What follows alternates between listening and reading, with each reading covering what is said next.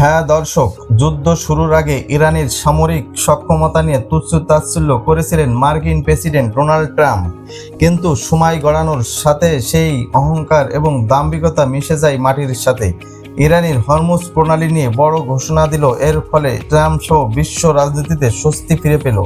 ইরানের ঘোষণা, যুদ্ধবিরতির মাঝে জাহাজ চলাচলে থাকছে সম্পূর্ণ ছাড়।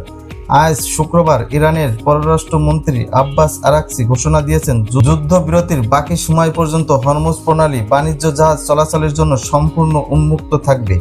তিনি বলেন, নির্ধারিত সমন্বিত রুটে সব ধরনের বাণিজ্যিক জাহাজ চলাচলের অনুমতি দেওয়া হচ্ছে।